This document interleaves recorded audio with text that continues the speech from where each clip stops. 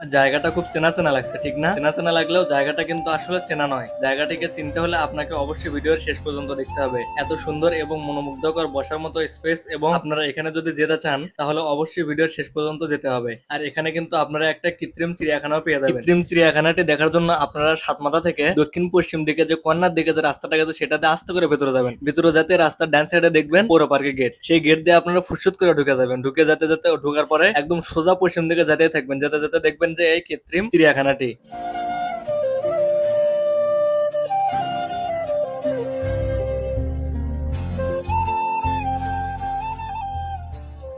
এই চিড়িয়াখানায় কিন্তু অনেক অনেক প্রকার পশু প্রাণী বানানো আছে, যেগুলো কিন্তু দেখে চেনারই উপায় নেই যে কোনটা কোন প্রাণী। আমরা কিন্তু এত কিছুর নাম বলতেই পারবো না। আপনারা কিন্তু এখানে ছোট ছোট বাচ্চাদেরকে নিয়ে অনেক ঘুরে বেড়াতে পারবেন এবং মজার সময় পার করতে পারবেন। এখানে আসলে অবশ্যই আপনারা শুক্রবারে আসবেন। শুক্রবারের জায়গাটিতে অনেক মানুষের আগমন ঘটে এবং আপনারা সেখানে অনেক এনজয় করতে পারবেন। আর সবশেষে এই চিড়িয়াখানার ভেতর এই প্রাণীটির নাম কি আপনারা অবশ্যই কমেন্টে জানাবেন।